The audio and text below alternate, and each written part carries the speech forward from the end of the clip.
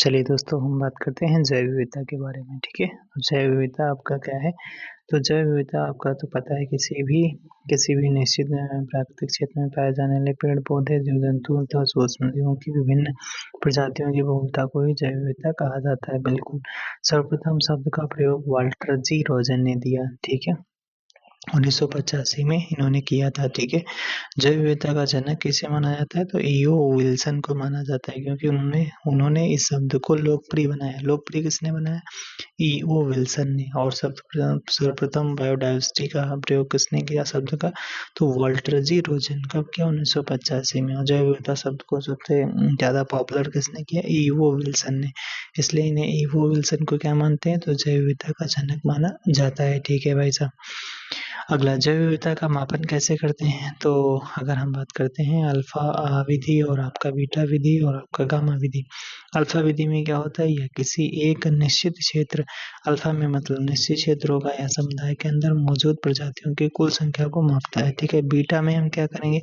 इसमें दो अलग-अलग समुदायों या पारिस्थितिकी तंत्रों के बीच की प्रजातियों की तुलना करती है। और यानी पर्यावरण बदलने पर प्रजातियों में कितना बदलाव आएगा, वो बीटा विविधता होती है। गामा विविधता में या किसी बहुत बड़े गामा में हम वही बहुत बड़ा कोई लैंडस्केप होगा ना, आपका भौगोलिक क्षेत्र होगा, पूरे देश महाद्वीप की संपूर्ण जैव विविधता को मापते हैं।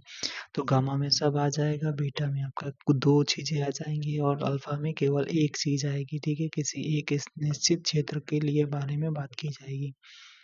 जैव विविधता विवरण देख लेते हैं। तो सर्वाधिक जैव विविधता जो है भूमध्य रेखा के पास उष्णकटिबंधीय वर्षावनों में देखने को पाई जाती है। दक्षिण अमेरिका के अमेज़न वर्षावनों को अत्यधिक जैव विविधता के कारण पृथ्वी के फेफड़े कहा जाता है, क्योंकि ये जो कहा जाता है कुल जितनी ऑक्सीजन उसका 20% यहीं से निकलता है। अच्छा, समुद्रों में जो सर्वाधिक विविधता है प्रवाल भित्तियों में होती है, और इन्हें समुद्र के वर्षावन भी कहा जाता है, प्रवाल भित्तियों को।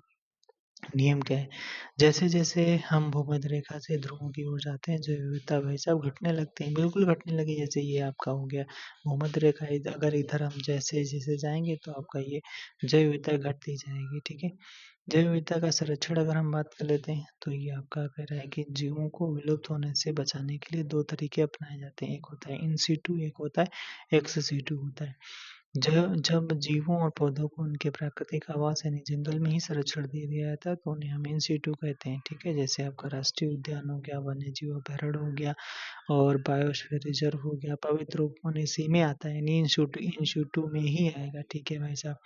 अगला संरक्षण में क्या आएगा? तो जब संरक्षण जीवों या पौधों या इनके प्राकृतिक आवास से निकाल कर किसी सुरक्षित मानव निर्मित स्थान पर रखा जाता है, जैसे चिड़ियाघर हो गया, वनस्पति उद्यान हो गया, जीन बैंक हो गया, आपका बीज बैंक हो गया, यानी जीन बैंक, सीड बैंक या क्रायो प्रिजर्वेशन।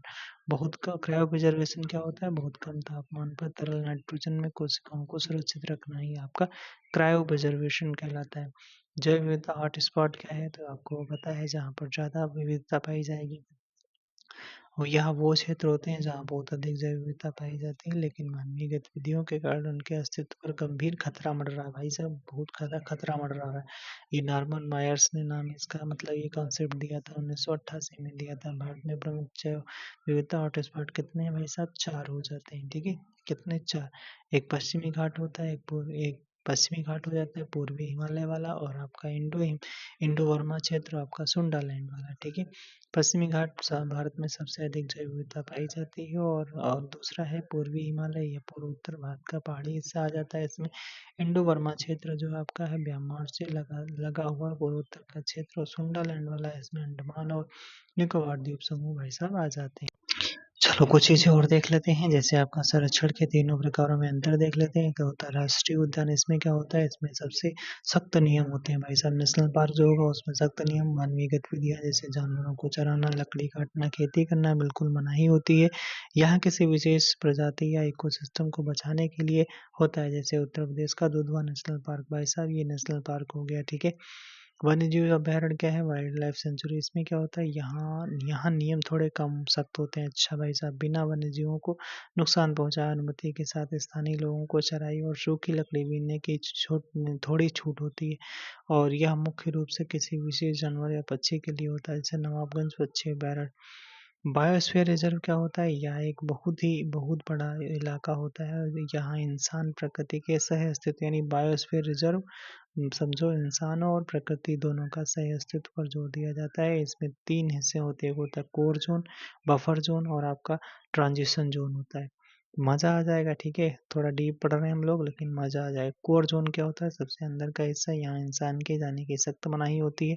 बफर ज़ोन क्या होता है? बीच का हिस्सा और यहाँ रिसर्च, शिक्षा और सीमित पर्यटन हो सकता है।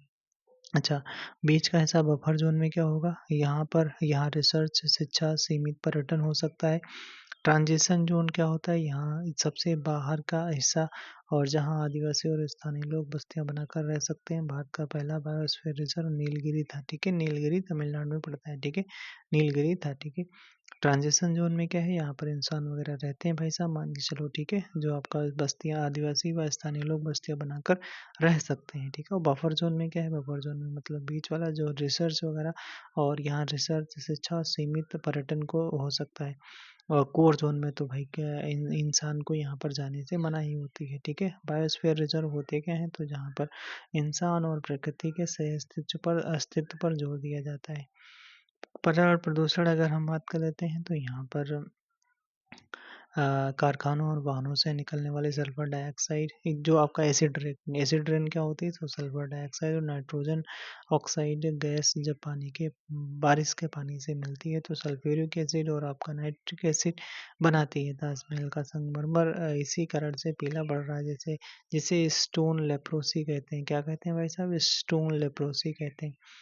बीओडी क्या होता है? तो बीओडी होता है बायोलॉजिकल ऑक्सीजन डिमांड या जल प्रदूषण मापने का पैमाना होता है। कई बार पूछा गया, पानी में बीओडी की मात्रा जितनी ज़्यादा होगी पानी उतना ही अधिक प्रदूषित होगा। जैव आवर्धन क्या होता है? तो बायो मैग्निफिकेशन ये क्या होता है? खाद्य श्रृंखला में नीचे की ओर जाने पर जहरीले रसायन जैसे डीडीटी कीटनाशक की मात्रा जी जीवों के शरीर में बढ़ते जाना। यही मतलब यही होता है बायो मैग्निफिकेशन, जैव आवर्धन। इसी वजह से ही क्या होता है? गिद्धों के शरीर में ज़हर फैल गया। ध्यान रखना भाई साहब, फिर से चाहे देख लो। बायो मैग्नीफिकेशन क्या होता है? खाद्य श्रृंखला यानी फूड चेन में नीचे से ऊपर की ओर मतलब धरती से ऊपर की ओर जाने पर जहरीले रसायनों जैसे डीडीटी और कीटनाशक की मात्रा जीवों के शरीर में बढ़ने लगता है। यही कारण से गिद्धों की मौत हो गई भाई। ओजोन परत क्षरण। ओजोन परत क्षरण क्या होता है? ओजोन परत वायुमंडल के समतापमान में पाई जाती है और सूर्य की हानिकारक किरणों से बचाती है।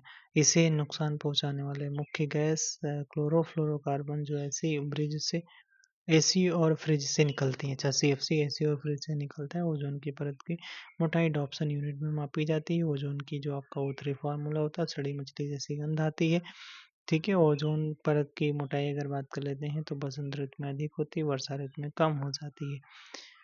चलो भाई, ग्लोबल वार्मिंग वगैरह ये भी इसी में पढ़ लेना है क्या?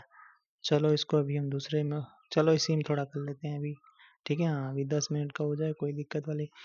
ग्लोबल वार्मिंग तो आपका इसमें क्या है? ग्रीन हाउस गैस है। जैसे आपका कह रहा है कि जल वाष्प सबसे अधिक होता है, इसका प्रभाव सबसे अधिक होता है ग्रीन हाउस गैस में, ठीक है?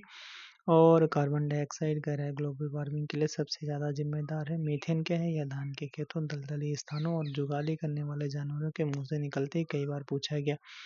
नाइट्रस ऑक्साइड क्या है? इसे लाफिंग गैस भी कहा जाता है। अच्छा, सीएफसी क्या है? तो ये आपका पर्यावरण से जुड़े प्रमुख अंतर्राष्ट्रीय सम्मेलन से जुड़ा है, ठीक है? देख लेते हैं भैया। इसमें क्या होता है? स्टॉकहोम सम्मेलन जो 1972 में होता है, या पर्यावरण का मैग्ना कार्टा कहा जाता है। इसी सम्मेलन के बाद हर 5 साल को हर सॉरी हर हर हर साल 5 जून को विश्व पर्यावरण दिवस मनाते हैं। यूएनईपी संयुक्त राष्ट्र पर्यावरण कार्यक्रम की स्थापना होती है और इसका हेडक्वार्टर यूएनईपी का नैरोबी केन्या में हो जाता है। पृथ्वी सम्मेलन जो है 1992 में होता है, या रियो डी जेनेरियो ब्राज़ील में हुआ था। यहाँ से सतत विकास के लिए एजेंडा 21 अपनाया गया था, ठीक है? कहाँ से? पृथ्वी सम्मेलन कब हुआ था? 1992। यहाँ से क्या अपनाया गया? एजेंडा 21 अपनाया गया, सतत विकास अपनाया गया। कार्टाजेना प्रोटोकॉल सन 2000 का है।